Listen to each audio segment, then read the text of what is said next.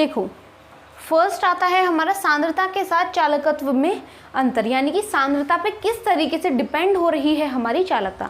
First हमें ये बात पता होनी चाहिए कि जो विद्युत चालकता है वो निर्भर करती है तनुता पर। ऐसा क्यों होता है कि जो तनुता थी वो किस पर निर्भर कर रही थी हमारी, या फिर जो चालकता थी वो किस पर निर्भर कर रही थी, प्रतिरोध पर। जैसे जैसे तनुता बढ़ा रहे हैं, जैसे जैसे ये तनुता घटा रहे हैं, उसे सांद्र कर रहे हैं, तो ये सारी चीज़ें रिलेट करती हैं प्रतिरोध से, जिसका कनेक्शन आ जाता है विद्युत चालकता के साथ में। आई होप आपको इतनी बात तो समझ में आ गई होगी।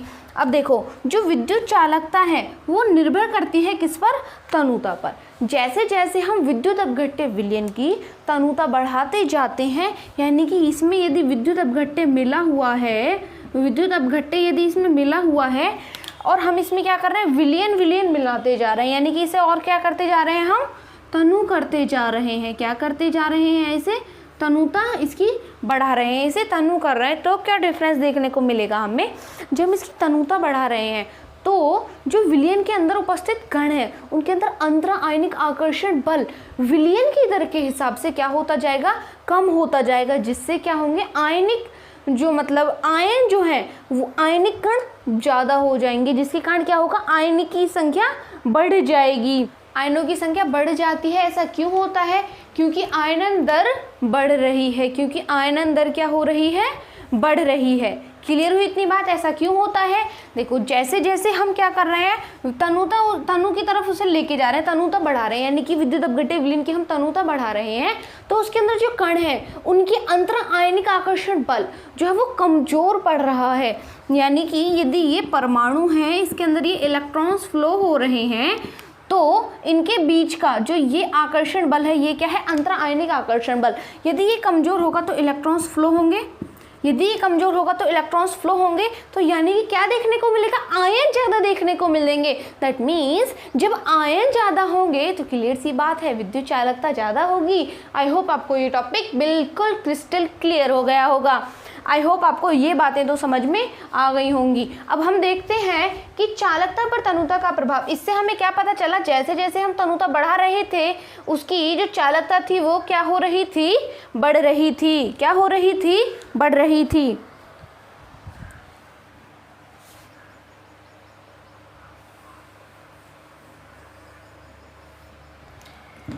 देखिए चालकता जैसे जैसे हमने उसे क्या किया, तनु किया, तनुता बढ़ाई, उसकी चालकता में क्या हुई, वृद्धि हुई।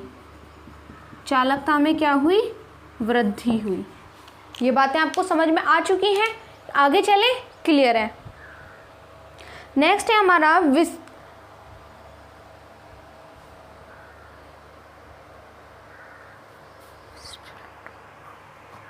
चालकता पर तनुता का प्रभाव। देखिए जैसे जैसे आप क्या करेंगे, यदि आप तनुता को बढ़ाएंगे तो सांद्रता क्या होगी,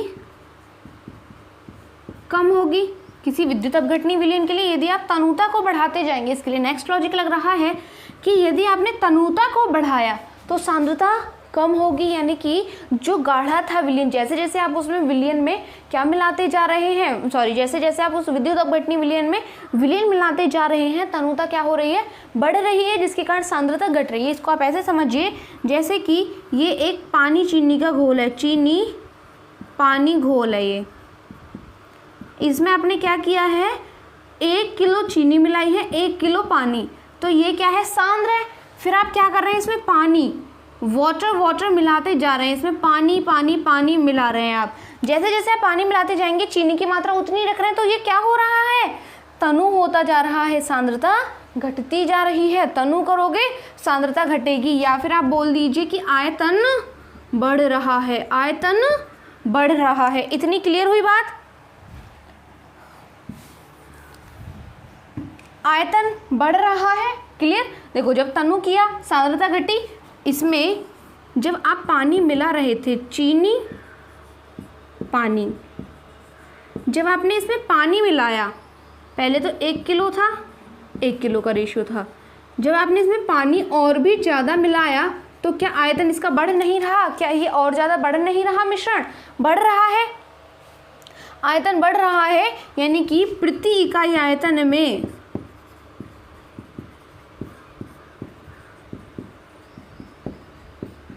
आयनों की संख्या घट रही है।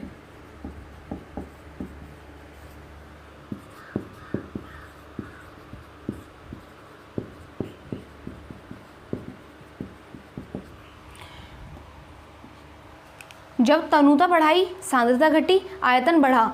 जब इसमें चीनी तो उतनी ही है, इसे आप रिलेट कर लीजिए विद्युत अपघट्य के लिए आयन के रूप में। क्या रिलेट कर लीजिए कि ये आयन है और ये क्या मान लीजिए, ये विलयन है। कैसा विलयन है? विद्युत अपघट्य वाला विलयन है, विद्युत अपघट्य वाला विलयन है। तो इसके अंदर जैसे जैसे आप पानी मिला रहे हैं, सांद्रता बढ़ रही है, आयतन बढ़ रहा है, यानी कि प्रति इकाई आयतन के हिसाब से जो आयतन है उसके हिसाब से चीनी बढ़ रही है, चीनी कम होती जा रही है, पानी बढ़ता जा रहा है। तो प्रति इकाई आयतन के हिसाब से आयनों की संख्या घट रही है। जब आयन कम होंगे तो क्या होगा? चालकता घट जाएगी, यानी कि विशिष्ट चालकता हमें क्या देखने को मिलती है? इस केस में कम देखने को मिलती है। डेफिनेशन क्या थी चालकता की? इकाई आयतन में जो चालकता होती है उसे क्या बोलते हैं? विशिष्ट चालकता बोलते हैं। प्रति इकाई आयतन के हिसाब से यहाँ पे क्या हो रहे हैं? आयन कम हो रहे हैं। जब आयन कम होंगे तो विद्युत धारा कम होगी। क्लियर है? बहुत क्रिस्टल क्लियर हो रहा होगा टॉपिक। नेक्स्ट टॉपिक की तरफ चले। ये समझ में आया? तनुता यदि बढ़ाई, सांद्रता घटेगी। मैंने बता दिया कैसे। आयतन बढ़ जाएगा, पानी मिलाओगे तो क्या आयतन नहीं बढ़ेगा? अब चीनी उतनी ही है, चीनी नहीं मिलाई, यानी कि आयन उतने ही है। आयन नहीं मिलाए तो प्रति इकाई आयतन के हिसाब से आयन क्या हो रहे हैं? कम। और विशिष्ट चालकता की डेफिनेशन क्या होती है? विशिष्ट चालकता की डेफिनेशन क्या होती है? प्रति इकाई आयतन में उपस्थित आयनों की संख्या। सिंपल। प्रति इकाई आयतन में आयनों की संख्या कम हो रही है, आयनों की संख्या कम हो रही है, चालकता कम होगी। नेक्स्ट टॉपिक की तरफ प्रोसीड करते हैं।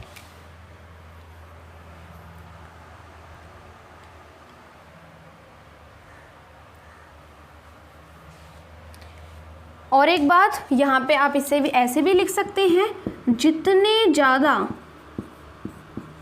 आयन होंगे, धारा या फिर चालकता उतनी ही ज़्यादा होती है। ये बात आपको पता है। यदि आयन कम होते हैं तो चालकता क्या होगी? कम होगी। आयन ज़्यादा तो चालकता भी ज़्यादा। आगे चले।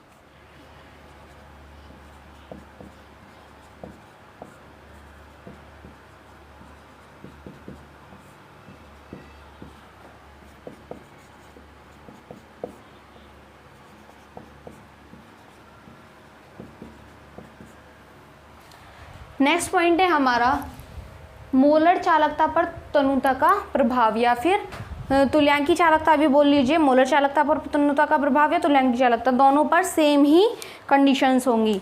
यदि हमने अभी क्या देखा कि यदि हम तनुता को बढ़ा देते हैं तो किससे क्या होता है? आयतन में वृद्धि हो जाती है। यदि हमने तनुता को बढ़ाया, आयतन बढ़ता है। अभी हमने बहुत अच्छे से देखा, सांद्रता घट जाती है। कापा भी क्या होता है? घटता है। कापा क्या था? कापा था विशिष्ट चालकता। विशिष्ट चालकता घटती थी, यानी कि प्रति इकाई आयतन में आयनों की संख्या घट रही थी जैसे जैसे तनुता बढ़ रही थी। इससे क्या पता चल रहा है कि आप बोलेंगे कि लैम्बडा एम जो है वो भी क्या हो रहा है? हमारा घट रहा है। लैम्बडा एम भी हमारा घट रहा है। M equal to kappa by C. अब देखो, आप सोच सकते हैं कि जब हमने तनुता को घटाया तो आयतन क्या होना चाहिए? घटना चाहिए। सांद्रता बढ़नी चाहिए। जब सांद्रता बढ़ेगी तो प्रति इकाई आयतन में आयनों की संख्या बढ़ेगी। इसमें आप क्या करते जा रहे हैं? चीनी मिला रहे हैं, या फिर बोल लीजिए पानी कम कर रहे हैं। दोनों बातें क्लियर है ना? ये चीज़ ज़्यादा होगी जिससे लैम्बडा एम क्या आना चाहिए? ज़्यादा आना चाहिए। लेकिन ये अप्रोच गलत साबित हो जाती है। ये अप्रोच गलत साबित हो जाती है। क्यों? देखिए आपको यहाँ पे दिख रहा होगा कि लैम्बडा एम, यदि आप कापा बढ़ाएं लैम्बडा एम बढ़ेगा, कापा घटाएं तो लैम्बडा एम घटेगा। लेकिन एक डेफिनेशन ये भी तो थी कि लैम्बडा बढ़ाया जब हमने वॉल्यूम बढ़ाया, वॉल्यूम आयतन जो बढ़ाया तो ये तो बढ़ना चाहिए था। देखो एक बार फिर से, जब हमने इसको क्या किया, जब हमने वॉल्यूम को बढ़ाया तो ये क्या दिखा रहा है, ये घट रहा है, ये घट रहा है। जब हमने क्या किया, जो हमने इसे घटाया तो ये घटना चाहिए था। लेकिन यहाँ पे क्या देखने को मिल रहा है, जब हमने आयतन को घटाया तो लैम्बडा एम बढ़ रहा है। पढ़ गए हम तो असमंजस में। आ गया डाउट? कोई दिक्कत नहीं है।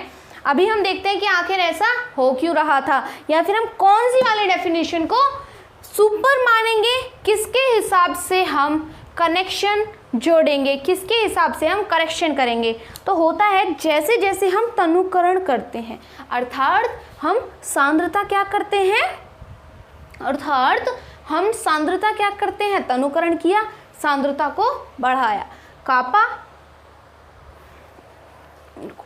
रुको एक बार फिर से बताऊंगी। जो रियल होता है, रियली में क्या होता है कि जब आपने तनुता को क्या किया, बढ़ाया, आयतन क्या हो रहा है, कम हो रहा है। रियल किस पे डिपेंड करता है, ये तनुता को बढ़ाया, आयतन कम किया, सांद्रता क्या होगी, घटेगी। सॉरी, तनुता किया तो आयतन बढ़ेगा, सांद्रता घटेगी। आयतन बढ़ रहा है, सांद्रता घट रही है, जिससे लैम्बडा एम क्या होना चाहिए, बढ़ेगा। अभी बताऊंगी, यही तो था। ऐसा क्यों हो रहा है, रियल होता है ये कि तनुता घटाई, आयतन घटा, सांद्रता बढ़ेगी, सांद्रता बढ़ेगी, लैम्बडा एम क्या होगा, घटेगा। क्यों? क्योंकि आयतन घट रहा था। अब देखिए कि ये रियल क्यों होता है। ये रियल इसलिए होता है कि जैसे जैसे हम क्या करते हैं, विलयन को तनु करते हैं, उसका आयतन बढ़ जाता है, सांद्रता घट जाती है, जिससे क्या होता है, कापा का मान, जब हमने तनु किया कापा का मान घटेगा, वृत्तिका आयतन में आयतनों की संख्या घटती है। लेकिन जो हमारा कापा का मान घटता है, वो जो हमारा आयतन बढ़ रहा था, आयतन जो बढ़ता है वो इतनी हद से बढ़ता है कि कापा से कोई फर्क नहीं पड़ता। वहाँ पे क्या होता है, कापा से कोई फर्क नहीं पड़ता, यानी कि कापा तो कम होता है फिर भी, लेकिन आयतन ज़्यादा बढ़ता है। आयतन जब ज़्यादा बढ़ता है तो ये निर्भर किस पे करता है, निर्भर किस पे करता है, इस पे करता है, यानी कि लैम्बडा एम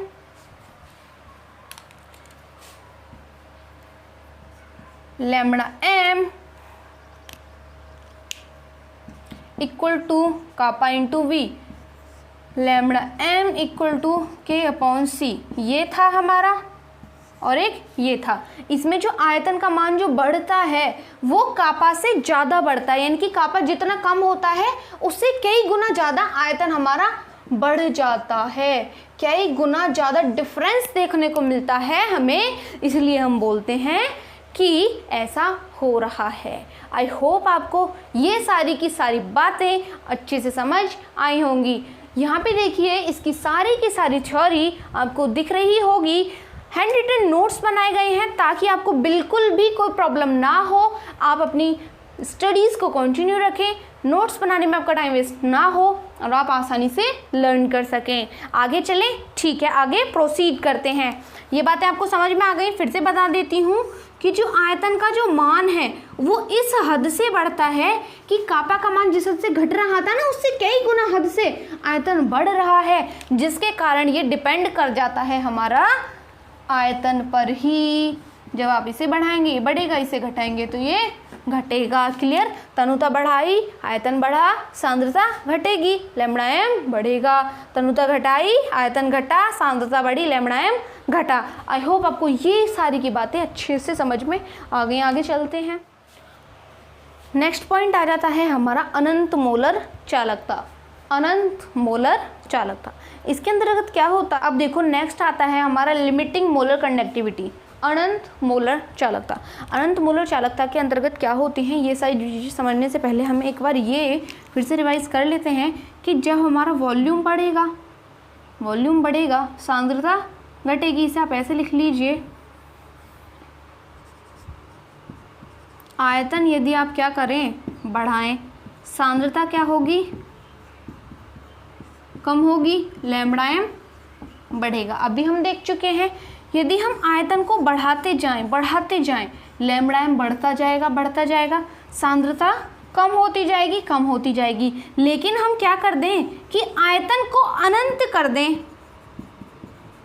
आयतन हमने अनंत तक पहुंचा दिया तो सांद्रता का मान क्या हो जाएगा, लगभग ये कितना घट सकता है, ज़्यादा तक ज़्यादा 0 तक घट सकता है। क्या इससे ज़्यादा घट जाएगा, नहीं घट पाएगा। क्यों, क्योंकि ये क्या है, एक मात्रा को दिखा रहा है। सांद्रता क्या है, मतलब कितना, जैसे दूध है तो कितना दूध है, ये सारी चीज़ें देख लीजिए। 0 हो जाएगा, लैम्ब्डा एम का मान क्या होगा, ये भी अनंत तक पहुंच जाएगा। ये क्या बोल देंगे इसे, अधिकतम।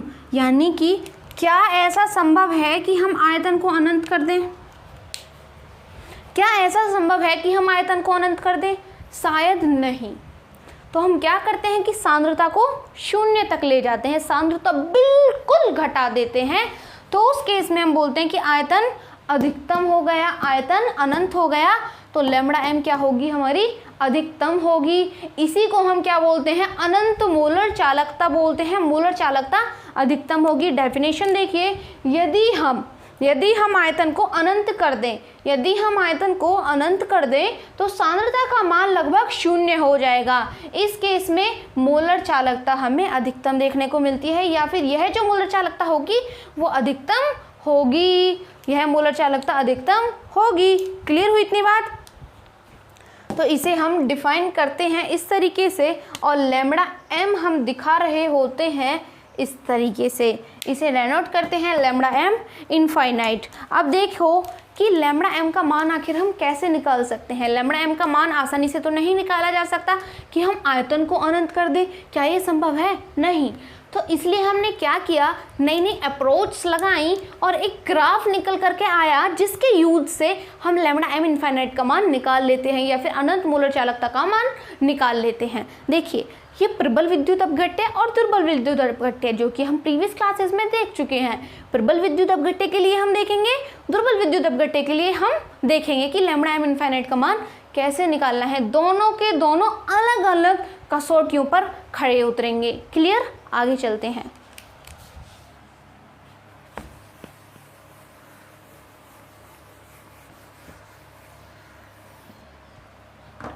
पहले हम देख लेते हैं प्रबल विद्युत अपघट्य हेतु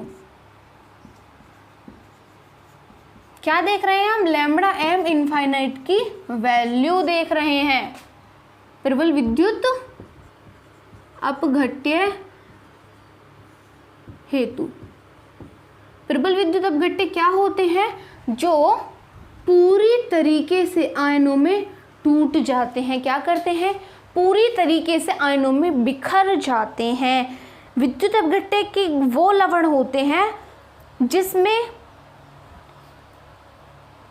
विद्युत अपघट्य का मतलब क्या होता है, विद्युत अपघट्य का मतलब होता है वो लवण होते हैं जिसे हम पानी में डालें वो क्या हो जाएगा, ब्रेक डाउन हो जाएगा। और प्रबल विद्युत अपघट्य वो होते हैं जिसे हम पानी में डालें वो पूरी तरीके से आयनों में टूट जाएगा। क्या करेगा, वो पूरी तरीके से ही आयनों में टूट जाएगा। क्लियर। जैसे कि एग्जाम्पल देखिए, KCl है, जैसे NaCl है, ये ब्रेक डाउन हो जाते हैं K प्लस Cl माइनस, और ये हो जाएगा Na plus Cl minus. Clear. अब देखो, हमें इसका मान निकालना है, तो क्या हम आयतन अनंत कर पाएंगे। आयतन अनंत का मतलब है, जैसे ये पानी है, इसमें चीनी मिली हुई है, हम इसमें पानी मिलाते जाएं, आखिर हम इसे अनंत तक कैसे ले जाएंगे। ये तो संभव नहीं है कि हम इसे अनंत तक ले जाएं। क्या ये संभव है, ये प्रैक्टिकल वे में हम बोल सकते हैं कि इसे अनंत तक ले जाएं, नहीं। क्या हम इसका वैल्यूएशन निकाल पाएंगे, नहीं। सांद्रता का मान 0 कर दो, तो इसकी वैल्यूज़ निकालने के लिए हम यूज़ करते हैं एक ग्राफ होता है, उसका नाम है लगभग जल में 100% टूट जाते हैं। क्या करते हैं वो जल में 100% लगभग वो टूट जाते हैं। इसको निकालने के लिए एक समीकरण दिया, किसने दिया समीकरण? डिबाई हकल ने। डिबाई हकल ने एक समीकरण दिया, समीकरण था lambda m equal to lambda m infinite minus k root c. क्या था? ए रूट सी था। क्या था? ए रूट सी था। ये हमें एक समीकरण दिया हैंगे। अब देखो, जो हमारा प्रबल विद्युत अपघट्य के लिए जो हम ग्राफ बनाएंगे, डिबाई हकल ने एक समीकरण दिया कि इसके द्वारा हम लैम्बडा एम का मान निकाल सकते हैं। पहले हमें पता होनी चाहिए मोलर चालकता, फिर हम अनंत मोलर चालकता निकाल पाएंगे इस समीकरण से। इसे क्या बोला गया? डिबाई हकल समीकरण बोला गया।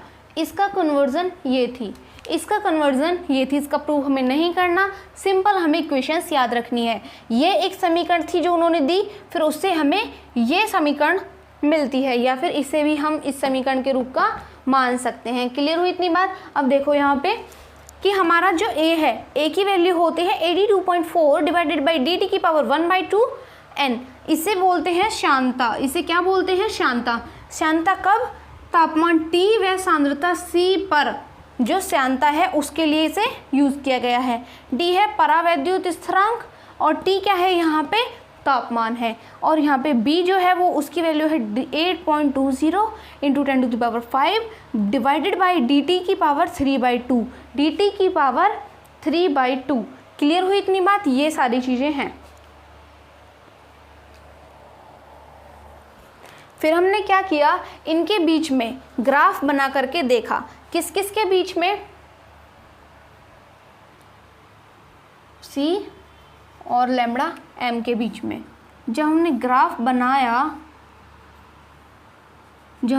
बनाया तो हमें कुछ इस तरीके से वैल्यूज़ प्राप्त हुई। कैसे? अभी देखो यहाँ पे क्या दिखाया गया है,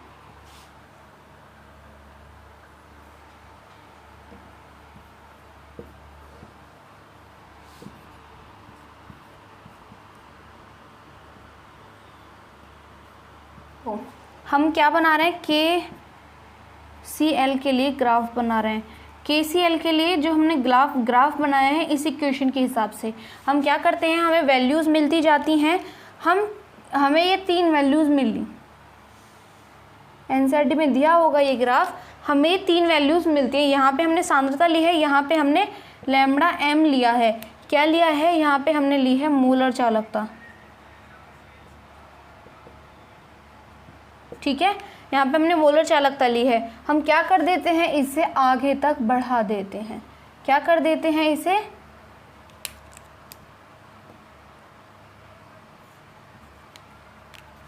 आगे तक बढ़ा देते हैं। तो ये जो पॉइंट होता है इस पर क्या होगी? C 0 होगी। और लैम्बडा एम का मान जब हमें C 0 मिलती है, C जब 0 थी तो लैम्बडा एम क्या था? इनफाइनाइट था। लैम्बडा एम इनफाइनाइट था। तो उसके हिसाब से हमें यहाँ पे जो वैल्यू मिलती है वो लैम्बडा एम की मिल जाती है, इनफाइनाइट की। इससे हमें क्या पता चला कि ग्राफ के बहिर्लेखन से हम क्या पता कर सकते हैं? ग्राफ के बहिर्लेखन से हम प्राप्त कर सकते हैं लैम्बडा एम इनफाइनाइट का मान। C की 0 तक, यानी कि इसे आगे तक बढ़ा दिया। 3 वैल्यूज़ तो हमने निकाल ली थी। लैम्बडा एम की वैल्यू रखेंगे और ये सारी वैल्यूज़ रख के निकाल लेंगे। फिर यहाँ पे हमें क्या मिलेगा? लैम्बडा एम इनफाइनाइट मिल जाएगा। क्यों? क्योंकि हमने इसका बहिर्लेखन कर दिया। यहाँ पे जब इस पॉइंट पे C 0 है, इस पॉइंट पे C 0 है, तो लैम्बडा एम क्या होगा? इनफाइनाइट होगा।